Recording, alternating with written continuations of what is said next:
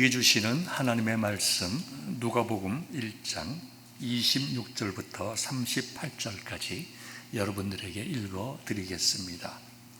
여섯째 달에 천사 가브리엘이 하나님의 보내심을 받아 갈릴리 나사렛이란 동네에 가서 다윗의 자손 요셉이라 하는 사람과 약혼한 처녀에게 이르니 그 처녀의 이름은 마리아라.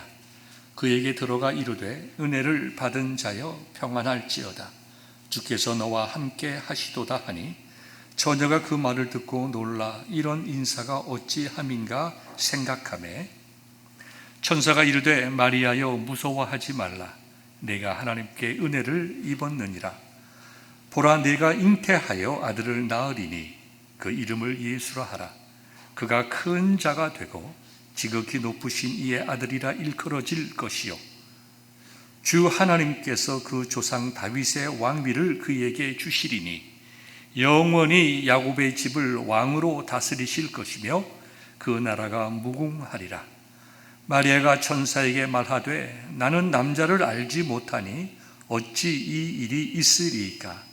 천사가 대답하여 이르되 성령이 네게 임하시고 지극히 높으신 이의 능력이 너를 덮으시리니 이러므로 나실 바 거룩한 이는 하나님의 아들이라 일컬어지리라.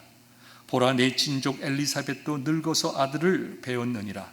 본래 임신하지 못한다고 알려진 이가 이미 6달이 되었나니 대저 하나님의 모든 말씀은 능하지 못하심이 없느니라. 마리아가 이르되 주의 여종이오니 말씀대로 내게 이루어지리이다 하매 천사가 떠나가니라. 하나님의 말씀입니다. 사랑하는 성도 여러분, 5월입니다. 오늘 오전에 비가 왔는데요, 더욱더 나무들이 싱싱하고 푸르르게 자랄 것입니다. 여러분의 이 가정의 달 5월에 여러분의 가정마다 여러분의 자녀들도 푸르른 나무들처럼 싱싱하고 건강하게 정말 기쁨과 감사가 충만한 복된 가정들, 복된 사업장들 될 수 있기를 주님의 이름으로 축원합니다. 오늘 본문을 가지고 여러분과 나누고 싶은 하나님의 말씀의 제목은 마리아의 신앙이 나의 신앙이 되기를, 이 제목입니다.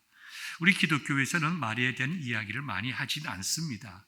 특별히 다른 이유가 있어서가 아니라 천주교에서 굉장히 마리아에 대한 많은 강조와 그 다음에 말씀들을 많이 하기에 상대적으로 조금 적게 마리아에 대한 설교를 하지만 마리아는 참으로 귀하고 아름다운 여성입니다.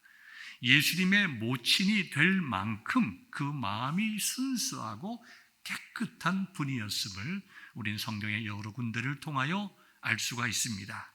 오늘 저와 여러분들이 본문의 말씀을 통하여 정말 마리아가 가졌던 그 순수하고 깨끗한 믿음, 그 믿음을 우리도 같이 나눌 수 있기를 바랍니다. 제가 요 한 몇 달 사이에 저희 부친과 저희 모친을 꿈에서 뵈었어요. 아마 여러분들도 꿈속에서 부모님을 뵈신 분들이 많이 있을 것입니다. 저희 아버님을 뵀는데요, 꿈속에 나타난 저희 아버님이 한 50대 중반에서 60대 초반 그때이신 것 같아요.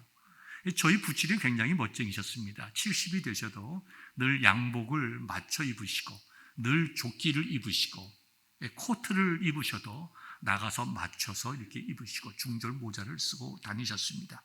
그 제가 가지고 있는 아버지의 그 전형적인 모습이 제가 꿈속에서 아버지를 뵀는데요, 얼마나 아버지의 얼굴이 빛이 나고 좋은지, 아버지와 만나기 위해서 제가 만나러 갔는데 아버지가 미리 와 계셔서 서서 나를 보시고 환하게 웃으시는 거예요. 그때의 아버지의 그 건강하고 밝은 모습, 제 마음속에 꿈속에서 야, 우리 아버지가 천국 가셨구나. 물론 목사님이셨던 저희 부친이 당연히 천국 가셨을 것입니다. 제가 믿어 의심하지 않습니다.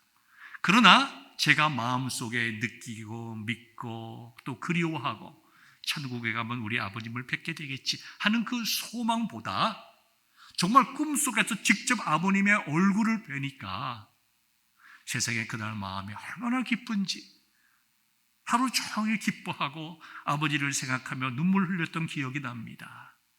얼마 되지 않아 어머니도 꿈속에서 뵀는데요, 비슷한 연배의 어머니가 깨끗하게 보이시고 얼굴이 환하게 보이시고 정말 그 두 분의 얼굴이 가장 행복하고 복된 모습으로 보이는 거예요. 얼마나 감사한지. 그래서 제 마음속에 참 목양을 하면서 여러 가지 지치고 힘든 나에게 참 하나님께서 천사를 보내주셔서 내 꿈속에서 어려운 가운데 목양을 잘 하시고 주님 품에 안기신 아버님 어머니를 보여주시는구나.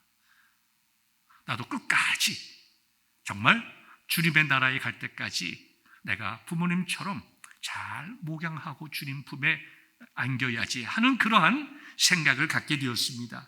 참 꿈속에서 부모님을 뵈는 것도 참 너무 기쁘고 감사한데 오늘 본문의 내용은요, 천사를 만난 한 어린 소녀의 이야기입니다.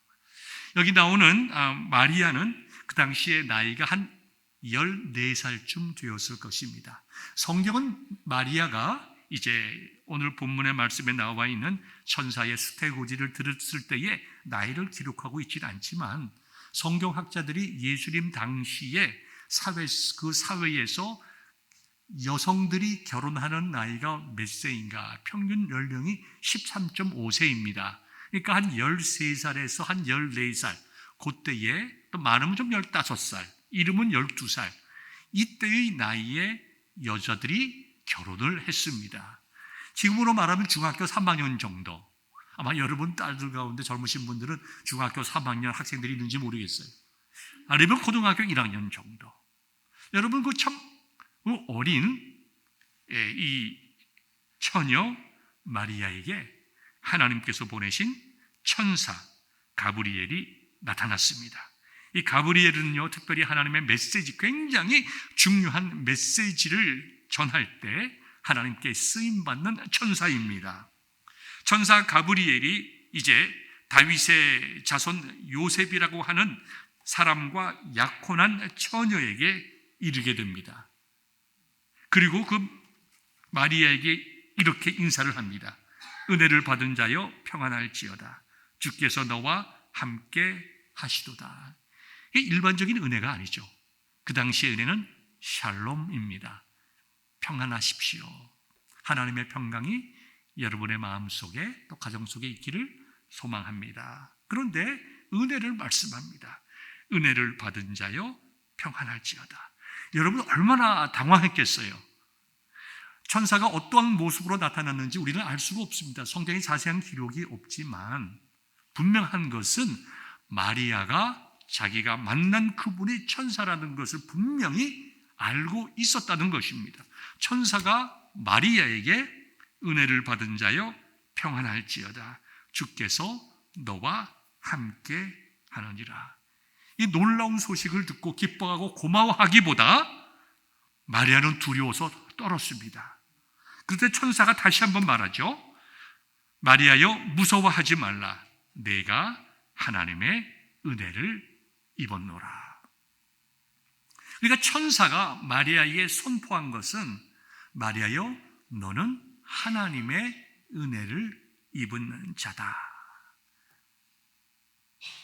그 후에 은혜의 내용에 대해서 말씀하시는데요, 이 짧게 말씀을 드리면 마태복음 1장과 누가복음 1장에 나와 있는 예수님의 탄생에 관한 내용을 종합해서 짧게 말씀을 드리면 너는 성령으로 잉태하여 아들을 낳게 될 것이다. 그 아들은 이스라엘의 왕이 될 것이며 이스라엘 민족을 죄악에서 구원할 메시아가 될 것이다. 이렇게 14살쯤 되는 마리아에게 통보를 한 겁니다. 참 얼마나 놀라운 일입니까? 아마도 마리아는 이 말이 어떤 내용인지 잘 몰랐을 거예요. 아마 이 마리아는 이 내용의 말씀이 무슨 말인지 이해가 되지 않았을 것입니다. 그런데요, 마리아는 이 천사의 말을 이해는 되지 않았지만 하나님께서 천사 가브리엘을 통해서 자기에게 말씀하시는 것으로 믿었다 이거지. 참 귀한 일이죠. 그 은혜를 믿음으로 받아들였다.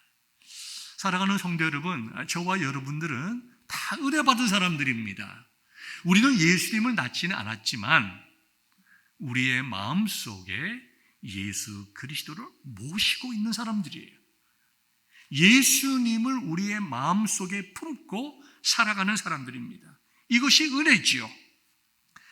제가 아는 목사님 한 분이 계시는데, 전에 이제 동부에서 펠로십 교회라고, 아마 버지니아일 거예요. 버지니아에서 펠로십 교회를 목양했던 김원기 목사님이라고 하는 참 좋은 목사님이 계셨습니다.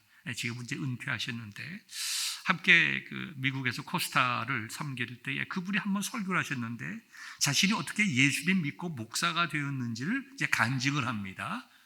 그 김원기 목사님이 이제 1.5세신데요. 미국에 처음 와서 고생을 많이 했습니다. 언어도 딸리고 학교 공부도 힘들고 또 일도 많이 해야 되고, 그러다 보니까 본의 아니게 많이 어긋난 모양이에요. 술도 많이 먹고 마약 속에 빠져가지고 늘 창문을 열지 않고 커튼을 쳐서 늘 방 안을 깜깜하게 만들어 놓고 그 안에서 술 마시고 담배 피고 마약하고 이런 절망적인 삶을 살고 있었는데, 자신의 친구가 자꾸 자기에게 와서 전도했습니다. 교회 가자, 원기야 우리 교회 가자. 근데 한 번도 그게 마음속에 와닿지 않았는데, 한 번은 그 친구가 원기야 교회 가자, 우리 부흥회 한다. 부흥회가 뭔데? 외부의 강사 목사님이 오셔서 특별하게 예배도 인도하고 그 다음에 우리에게 좋은 하나님 말씀을 전해주신다. 근데 이 김원기 목사님이 그때 그냥 자기의 마음속에 그 부흥회에 가고 싶더래요. 따라갔습니다. 술이 조금 덜 깨고 마약기도 조금 있었지만 뒤에 가서 예배 시간에 잠을 자고 졸고 있었습니다. 강사 목사님이 어떤 말씀을 하시든지 전혀 기억이 없는데 자기에게 하나만 딱 남더래요. 강사 목사님이 설교 중에 이런 말씀을 하시더래요. 어떤 사람이 이제 닭을 키우기 위해서 뿅아리를 하나 사러 갔습니다. 뿅아리를 사가지고 와서 집에 품고 왔는데 뿅아리가 꾸벅 졸더니 죽었습니다. 그래서 또 한 마리를 사러 갔습니다. 사가지고 집에 데리고 왔는데 그 뿅아리가 꾸벅 졸다가 죽었다는 거예요. 근데 그 목사님이 이런 말씀을 하세요. 나는 그 말씀 듣고 예수님 믿었다는 거예요. 여러분 어떻게 생각하십니까? 예수님을 믿으려면 복음이 무엇인지 설명을 해야지. 예수님을 믿으려면 참 놀라운 은혜와 체험이 있어야지. 어떻게 뿅아리가 꾸벅 졸다가 죽었다는 얘기를 듣고 예수님을 믿나? 하나님은 능치 못함이 없으세요. 마리아가 말씀하고 있는 것도 고백하는 것도 이것 아닙니까? 대저 하나님의 모든 말씀은 능하지 못하심이 없느니라. 천사가 마리아에게 한 말씀이죠. 하나님께서 그 짧은 그 이야기 속에서 지금 죽어가고 있는 뿅아리가 바로 자신의 모습인 줄 깨달았을 것입니다. 내가 이렇게 살아가면 안 되지. 내가 바르게 살아가야지. 내가 이렇게 술과 마약에 찌들어 있으면 안 되지. 나도 새로운 삶을 살아야지. 하나님께서 그 젊은 김원기 청년의 마음속에 은혜를 베푸셔서 그의 마음을 변화시키시고 예수님 믿게 하시고 아주 훌륭한 목사님으로 목양을 잘 하시고 은퇴하시게 하셨습니다. 사랑하는 성도 여러분, 우리가 하나님을 믿고 아는 것은 이런 것입니다. 우리가 모든 것을 다 알고 깨닫고 조직적이고 체계적으로 아는 것은 매우 중요하지만 때로는 전혀 이해할 수 없는 방법으로 하나님께서는 우리에게 은혜를 주시고 우리를 사용하시는 것입니다. 여러분, 마리아의 입장에 대해서 한번 봅시다.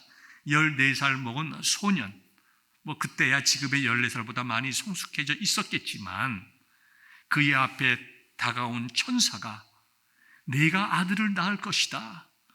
남자를 알지 못하는 마리아에게 네가 아들을 낳을 것이다. 그 아들은 이 민족의 왕이 될 것이다. 그리고 그 아들은 이 민족을 구원할 구세주가 될 것이다. 그걸 그 14살의 소녀가 어떻게 이해를 했겠어요? 그런데요, 그 마리아는 그것을 믿음으로 받아들였습니다. 그러면서 마리아는 38절에 마리아가 이르되 주의 여종이오니 말씀대로 내게 이루어지이다 라고 고백을 합니다.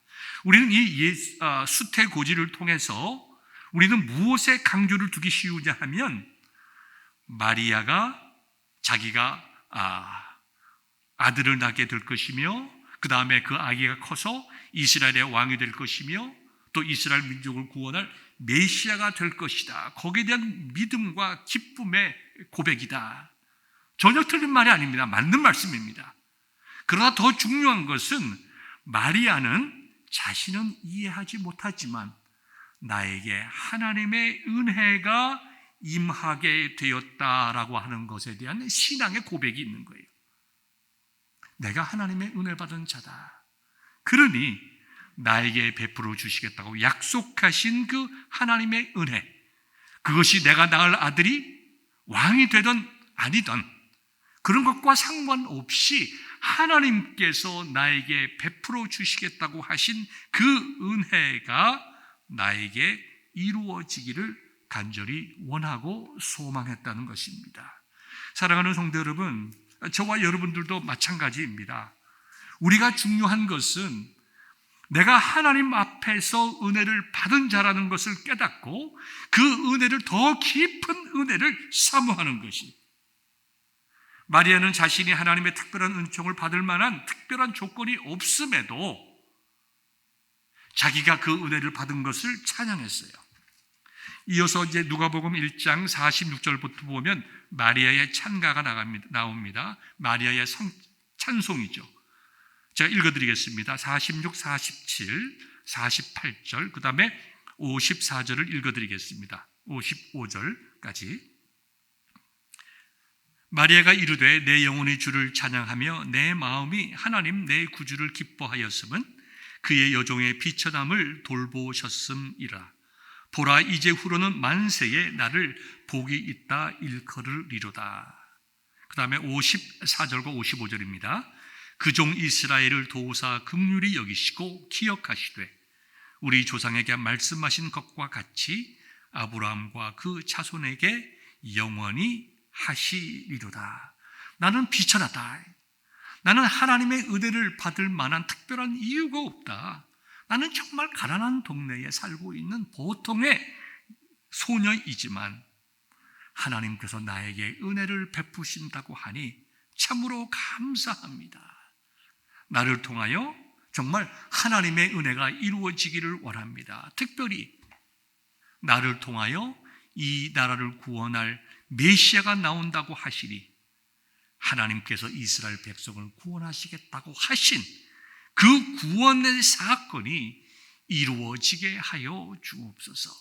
그 당시에 모든 이스라엘 백성들은 하나님 나라에 대한 소망, 메시아에 대한 기대가 굉장히 컸기 때문에 마리아는 그 천사의 말을 통하여 이 땅에 하나님께서 보내실 메시아가 자기를 사용하여 정말 자기를 통하여 이 땅에 메시아가 온다고 하시니 우리 민족을 구원하시기 위한 하나님의 뜻이 이루어지기를 원합니다. 조금도 마리아는 왕의 어머니가 되는구나, 내가 이스라엘 민족을 다스릴 왕의 어머니가 되는구나, 거기에 대한 어떤 기대와 어떤 감사와 이런 것이 아니에요. 나를 통해서 이 민족을 구원할 메시아가 나타나는구나, 그러면 내가 얼마나 기쁘고 감사하고 좋을 것인가, 이러한 개인적인 것으로 보지 아니하고 하나님께서 이 민족을 구원하시는 데에 내가 쓰임받는다고 하는 그 사실에 대한 기쁨과 감사함, 구속의 은혜를 마리아가 찬송했다는 것입니다. 사랑하는 성도 여러분, 오늘 말씀을 듣는 저와 여러분들은 은혜 받은 자들입니다. 은혜를 받은 자들이기에 우리는 은혜를 더 깊은 은혜를 사모해야 되고 그 은혜를 인하여 우리의 삶의 이유가 분명하게 은혜 받은 자답게 살아가는 것으로 결단을 해야 됩니다. 여러분, 마리아를 보십시오. 마리아는 자기가 은혜 받았다고 하는 것을 깨닫고 감사했는데 그 은혜를 자신의 삶을 통해서 이루기 위해서 마리아는 자기의 삶을 온전하게 드렸습니다. 마리아는 처녀였어요. 그래서 그는 내가 어떻게 아이를 낳을 수가 있습니까? 나는 남자를 알지 못합니다. 이렇게 고백을 했습니다. 그런데 자기가 임신이 될 경우 어떤 일이 생길까요? 여러분이 잘 아시는 대로 요셉과는 정혼한 사이입니다. 그 당시에 정혼이라고 하는 것은 결혼과 다를 바가 없습니다.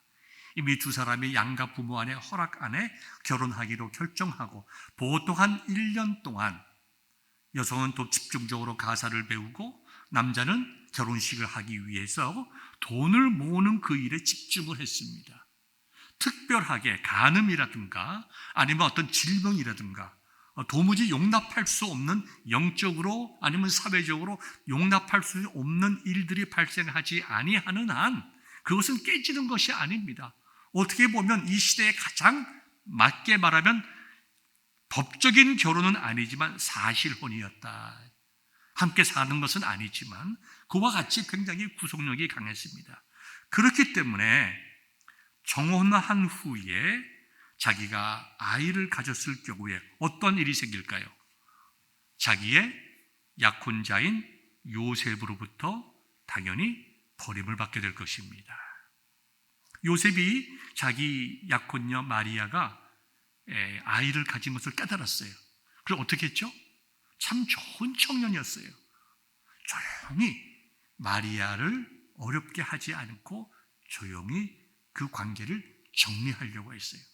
그때에 이제 천사가 꿈에 요셉에게 나타나서 자세하게 설명해 주지 않습니까? 그 다음에 사회적으로도 굉장히 큰 문제가 됩니다. 우리가 잘 아는 대로 구약 시대에는 여자가 자기 남편 외에 다른 남자와 어떤 관계를 맺게 되면 그것이 드러날 경우에 돌로 쳐서 죽였습니다. 남자도 마찬가지였습니다. 그러나 예수님 당시에는 그와 같은 일은 일어나지 않았습니다. 첫 번째로 로마의 식민지였기 때문에 로마의 식민지에서 사형제도라고 하는 것은 사람을 죽이는 일은 로마의 재판을 받은 후에나 가능한 일이었습니다. 그래서 실질적으로 예수님 당시에 이렇게 한 여성이 간음했다는 사실이 드러나면 어떻게 처벌을 했냐 하면 그 당시에는 이제 분뇨통이 있죠. 옛날에 우리도 다 푸세식이었잖아요. 그래서 그걸 퍼다가 버리는 그 분뇨 웅덩이가 있습니다. 그 여성을 거기다 집어넣었어요. 참 잔인하죠. 집어넣고 하루 종일 그 똥통에다가 집어넣은 후에 저녁 때에 그 묶어놓은 그 여자를 갖다가 사람들이 끌고 모든 동네를 돌게 했다 이거죠. 참 잔인하죠. 그러나 그것이 현실이었다 이거죠. 여러분 생각해 보십시오. 이 마리아가 자기가 은혜 받았다고 하는 것은 감사한 일이었습니다. 잘 무슨 말인지 잘 이해가 되진 않지만 하나님께서 자기를 통하여 이 민족을 구원하시겠다고 말씀해 주세요. 정말 어리둥절하고 이해가 되지 않지만 하나님의 말씀인 줄 알고 그것을 받아들였어요. 그것을 받아들이고 나니까 당장 그 앞에 어떤 일이 나오고 있는 거예요. 자기의 약혼녀, 사랑하는 약혼녀의 파혼이 있죠. 배가 불러오게 되면 자기가 어떤 일을 당해야 될 것인가. 자기뿐만 아니라 자기의 부모가 얼마나 어려운 일을 당하실 것이고 이웃에게 얼마나 정말 비웃음을 당할 것이며 여행이 그렇게 편한 그 시대가 아니었을 그 당시에 평생 동안 마리아 옛날에 부정했던 여자 그것을 짊어지고 살아가야 하는 자기 인생의 모든 것이 걸려있다. 그럼에도 마리아는 어떠한 희생을 감당하고라도 하나님께서 자기에게 주신 그 은혜를 놓치지 않고 그 은혜가 자기의 삶을 통하여 이루어지기를 소망하면서 자신의 삶을 드렸다고 하는 것을 우리가 꼭 기억하고 잘 배워야 할 것입니다. 여러분들에게도 다 하나님께서 주신 은혜가 있어요. 어떤 것은 참 힘든 것도 있고 어려운 일들도 많이 있지만 때로는 내가 지금 서 있는 그 자리가 좀 피하고 싶은 자리일 수는 있고 부담스러운 자리일 수는 있지만 하나님께서 나에게 맡기신 그 모든 것은 하나님의 은혜다. 내가 주님의 몸된 교회를 위하여 어느 자리에서 어떤 위치에 서 있든지 하나님께서 나를 통하여 주님의 몸된 교회를 섬기게 하시니 하나님의 뜻대로 저를 사용하여 주옵소서. 그와 같은 마음의 결단이 있다고 하면 마리아와 같은 믿음을 우리 역시 동일하게 가지는 것입니다. 그래야 우리에게 맡겨진 그 모든 사명들을 잘 감당할 수 있게 됩니다. 이제 말씀을 마치겠습니다. 저와 여러분들은 은혜 받은 자들입니다. 우리는 예수님을 낳진 않았지만 예수님께서 우리를 품어주시고 우리의 마음속에 주님께서 내주해 계십니다. 우리와 주님이 연합되어 있다는 것입니다. 그러므로 우리가 은혜 받은 자답게 마리아처럼 우리 자신들을 통하여 그 은혜가 이루어지기를 소망하고 기도하고 여러 가지 어려움과 환난 속에서도 정말 믿음으로 하나님께서 나에게 하신 그 모든 말씀, 그 약속들은 우리에게 능력으로 나타나니 내가 하나님의 말씀 붙잡고 믿음으로 이 모든 것을 감당하겠다고 하는 그 담대한 마음의 결단이 저와 여러분들에게 있기를 주님의 이름으로 축원합니다. 기도하겠습니다.